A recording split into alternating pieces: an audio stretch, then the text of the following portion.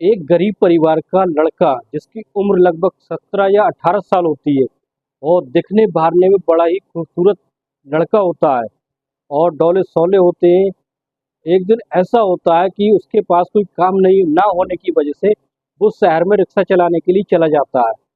तो वो रिक्शा चलाने के लिए जैसे ही जाता है और सवारियों का इंतजार कर रहा होता है। रात के करीब 10 बजे का समय होता है। जब उसे कोई सवारी नहीं मिलती है तो वो उसी रिक्शा पर बैठे हुए अपने मोबाइल को देखने लगता है। अचानक से एक ऐसी खूबसूरत सी महिला उसके पास आकर कहती है, भैया मुझे अपने घर पर जाना है, यहाँ से लगभग 2 किलोमीटर मेरा घर है। और इस तरह से वो महिला उसकी रिक्शा पर बैठ जाती है और जो वो लड़का होता है वो लड़का उस महिला को ले जाकर उसके घर पर छोड़ देता है। और इस तरह से वो महिला कहती, भैया तुमने मेरी इतनी हेल्प कर दी, मुझे कोई सवारी नहीं मिल रही थी, प्लीज़ कमरे के अंदर आ जाओ और मैं तुम्हारे लिए एक जूस ले आती हूँ, तुम यहाँ सोफे पर बैठ जाओ। वो जो गरीब लड़का होता है वो बहुत ही ज़्यादा परेशान हो रहा होता है। उसने आज तक ऐसा घर नहीं देखा होता है, इतना ज़्यादा खूबसूरत एक महल जैसा उसका घर होता है और उस पूरे घर में वो महिला बिल्कुल अकेली होती है। इस तरह से वो एक जूस का गिलास लेकर आती है और उस लड़के को देकर कहती है, ये लो गिलास पी लो और आराम करके तब जाना। जैसे ही वो लड़का उस जूस को पी लेता है तो धीरे धीरे उसको नशा सवार होने लगता है और वो इस तरह से सोफे पर गिर जाता है। और फिर दोस्तों उसके साथ वो महिला क्या करती है। तो दोस्तों क्राइम स्टोरी में आपका स्वागत है। मैं अफसार सिद्दीकी। अगर आपने हमारे चैनल को सब्सक्राइब नहीं किया तो सब्सक्राइब कर लें ताकि हमारा जो मोटिवेशन है वो बना रहे और इस तरह से हम आपके लिए वीडियो बनाते रहें। तो दोस्तों ये सच्ची घटना है कानपुर जिले के एक छोटे से गांव की, जिसका नाम कुआं टांडा होता है। वहाँ का एक लड़का होता है, गरीब परिवार का लड़का होता है जिसका नाम रमेश होता है। रमेश की उम्र लगभग 18 साल की होती है और वो दिखने भारने में इतना ज़्यादा स्मार्ट होता है कि उसे देखकर कोई भी लड़की आसानी से फंस जाती है। लेकिन उसने आज तक किसी लड़की को अपने जाल में नहीं फांसा।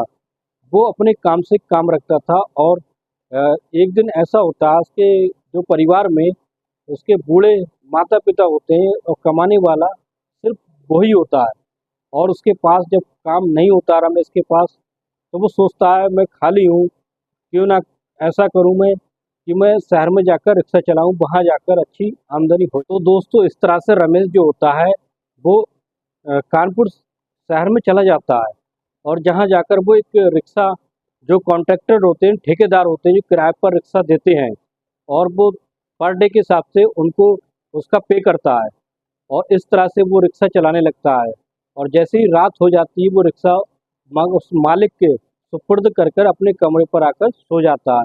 इस तरह से उसका डेली का रूटीन बन जाता है। रमेश जो होता है वो सुबह 6 बजे उठकर नाश्ता करके रिक्शा चलाने के लिए चला जाता है और लगभग रात के 11 या 12 बजे घर पर घुसता है। इस तरह से उसकी डेली की इनकम जो है ज़्यादा होने लगी थी और वो इस तरह से अपने परिवार का अच्छा गुजारा करने लगता है।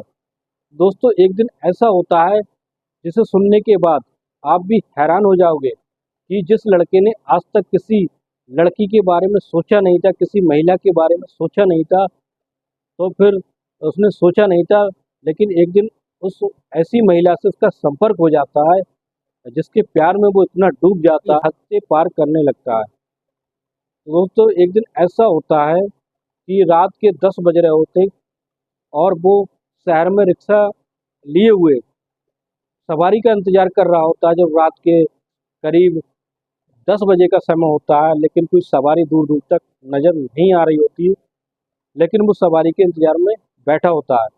अचानक से एक ऐसी खूबसूरत सी महिला आती है, उसके पास आकर कहती, "अ, भैया मुझे अपने घर पर जाना है और मुझे कोई ऑटो वाला नहीं मिल रहा है, इसलिए मुझे रिक्शा से तुम मेरे घर पर छोड़ आओ, इसलिए तुम मुझे रिक्शा से अपने घर पर मेरे घर पर छोड़ आओ और तुम जो किराया मांगोगे वो मैं देने के लिए तैयार हूँ।" तो इस तरह से रमेश जो होता है उस खूबसूरत महिला को देखकर बड़ा ही आकर्षित हो जाता है और उस महिला से कहता है, हाँ मैडम, मैं आपको आपके घर तक ज़रूर छोड़ूंगा, ये तो मेरा कर्तव्य है।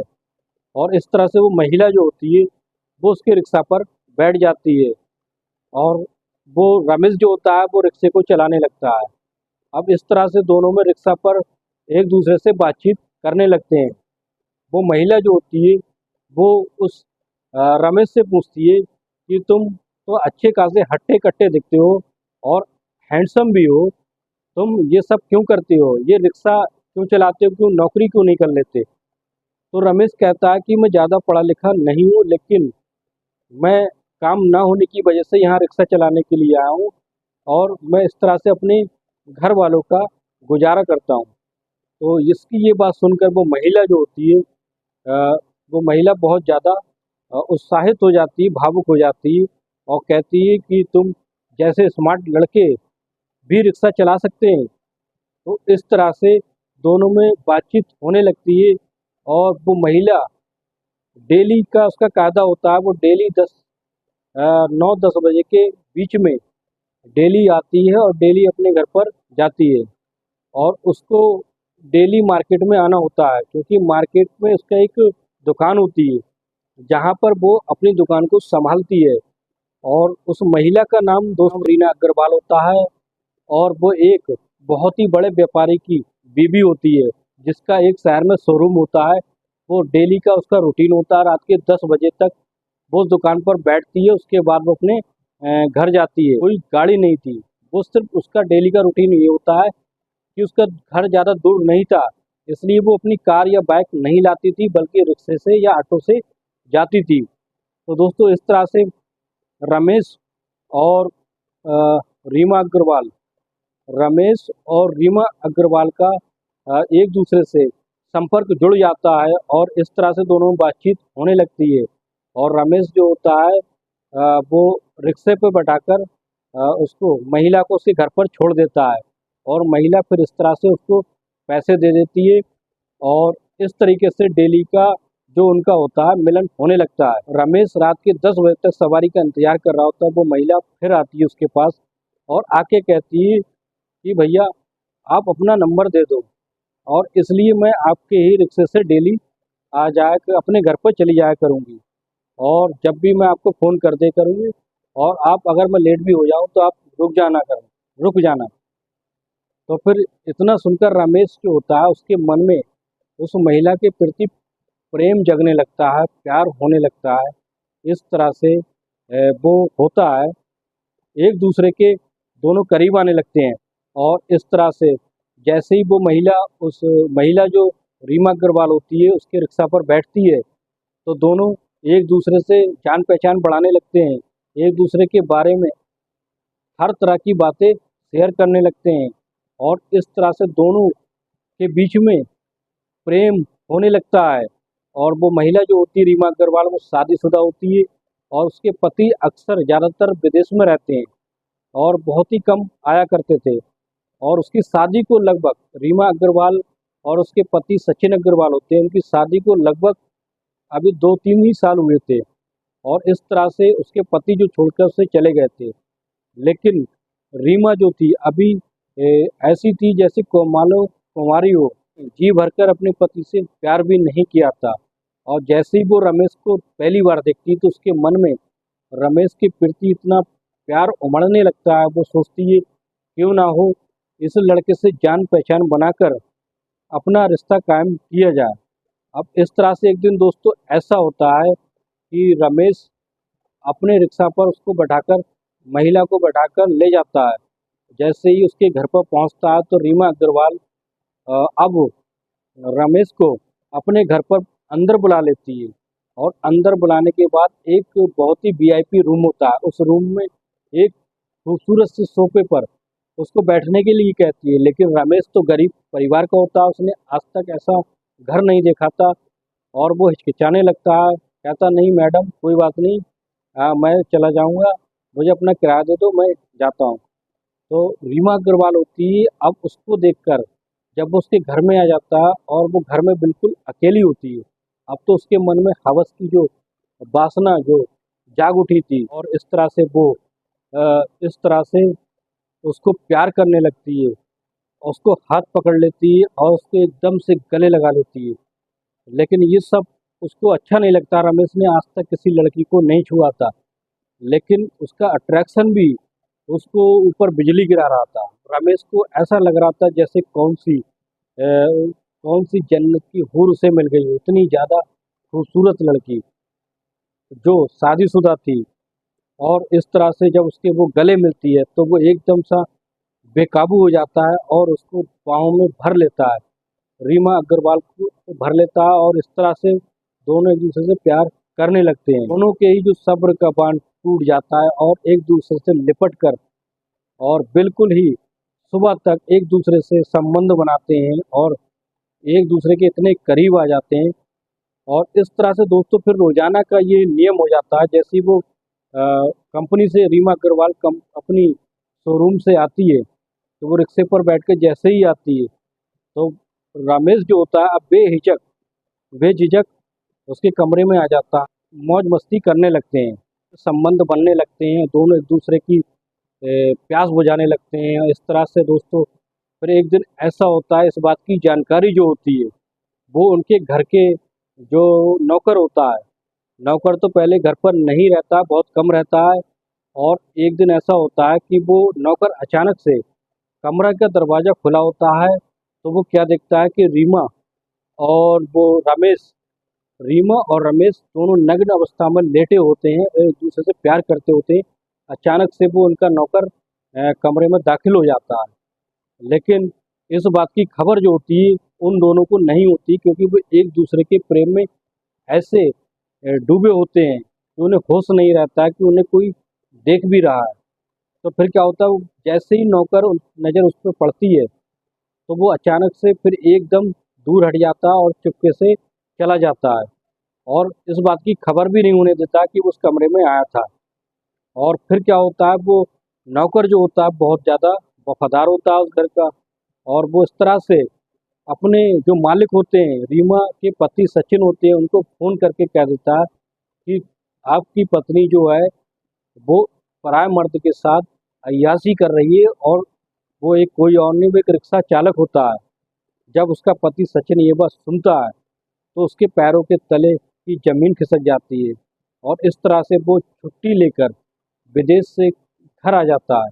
और घर आने पर इस बात की खबर जो होता है वो अपनी पत्नी रीमा को नहीं देता है, क्योंकि वो उसको रंगे हाथ पकड़ना चाहता था। तो दोस्तों फिर क्या होता है, वो जैसे ही वो इंडिया में आ जाता है, इंडिया में आने के बाद फिर वो उसके जो कानपुर के एक ऐसे होटल में कमरा लेता है, और इस बात की वो जानकारी जुटाते रहता जाता है और क्या क्या करता है।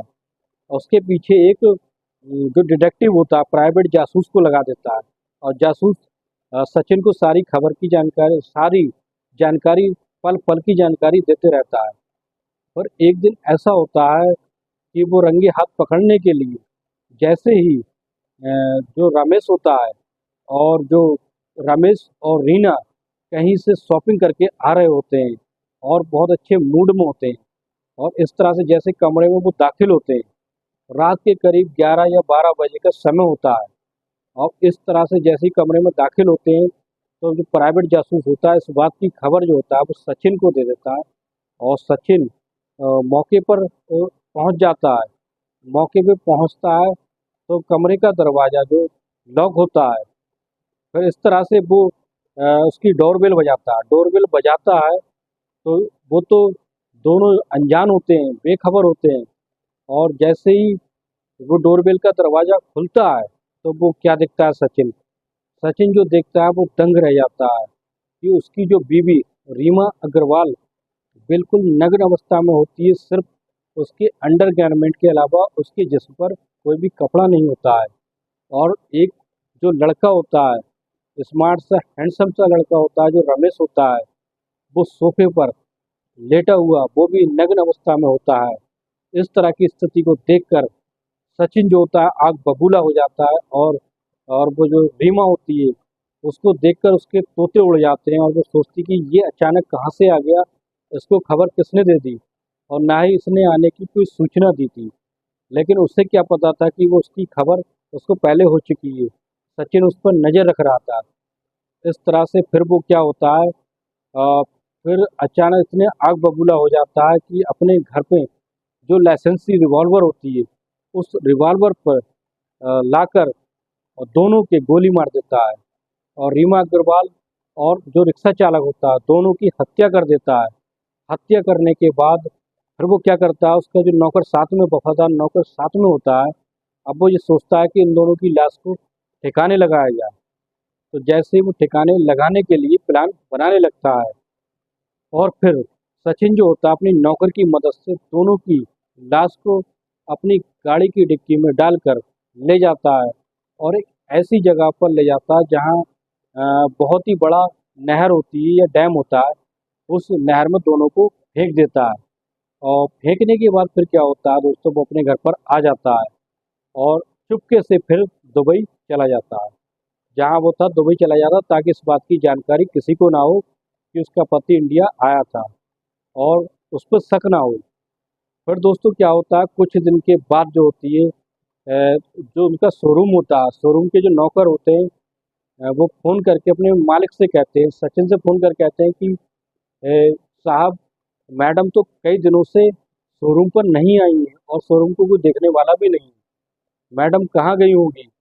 तो इस तरह से वो साहब कहते हैं कि मुझे नहीं मालूम, मेरा संपर्क काफ़ी दिनों से मेरा संपर्क नहीं हुआ है मैडम से, और मैं अपने काम में व्यस्त था। तो हो सकता है कहीं गई हूँ और मैं उन्हें तलाश करने की कोशिश करता हूँ। तो इस तरह से नौकर जो होते हैं, वो घबराने लगते हैं और घर में जाकर देखते हैं तो वहाँ पर कोई नहीं होता है। अब इस तरह से फिर वो जानकारी जो होते हैं पुलिस स्टेशन में एफआईआर करा देते हैं कि उनकी मालकिन जो है वो लापता हो गई है। अब इस तरह से जो वो बहुत बड़े बिजनेसमैन की बीवी होती है, रीमा अग्रवाल, तो उसकी जो जांच पड़ताल होती है बड़ा अधिकारी करने लगता है।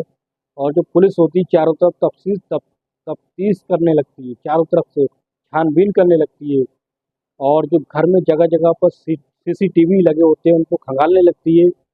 अचानक से एक ऐसी सीसीटीवी होते हैं जो चौराहे पे लगा होता है, अपने नौकर के साथ डिग्गी में कुछ डालकर ले जाता है। और इस तरह से वो देख लेते हैं, और देखने के बाद पुलिस जो होती है उसकी छानबीन करने लगती है। कुछ दिन बाद पुलिस को उन दोनों की लाश नहर के किनारे कहीं दूर पड़ी मिलती है। लाश तो उनकी जो ज़्यादातर सड़ चुकी होती है, लेकिन फिर भी पहचान हो जाती है। और इस तरह से फिर पुलिस को शक हो जाता है कि ऐसा कैसे हो सकता है। पुलिस सोचने लगती है कि लगता है ये लड़का जो उसके साथ में मरा है वो प्रेम प्रसंग का मामला हो सकता है, और इस तरह से किसी ने इनकी हत्या कराई है। जब पुलिस जांच करने लगती है, जांच पड़ताल में पता चलता है कि सचिन जो है वो इतनी तारीख को सीसीटीवी में दिखाई देता है और अपनी कार की डिग्गी में कुछ रख के ले जा रहा होता है। इस तरह से पुलिस जो होती है कॉल डिटेल खंगालने लगती है, और सचिन को बुलाकर दुबई से सचिन को बुलवाती है और उसकी इंक्वायरी करने लगती है। इंक्वायरी के वक्त पुलिस को और जो सबूत मिल जाते हैं सचिन के खिलाफ। अब इस तरह से जो नौकर होता है, पुलिस वाले उस नौकर पर ज़्यादा सख्ती करते हैं, तो नौकर सारी बात बता देता है कि जो मालकिन थी वो इस तरह की बदचलन थी, अय्याश थी, इसलिए जो हमारे मालिक ने परेशान होकर ये कदम उठाया। और फिर इस बात की जब पोल खुल जाती है तो फिर जो उसका मालिक होता है सचिन, सचिन भी सारे राज उगल देता है, और इस तरह से उसको जो होता है जेल हो जाती है। तो दोस्तों ये कहानी जो बिल्कुल सच्ची घटना थी।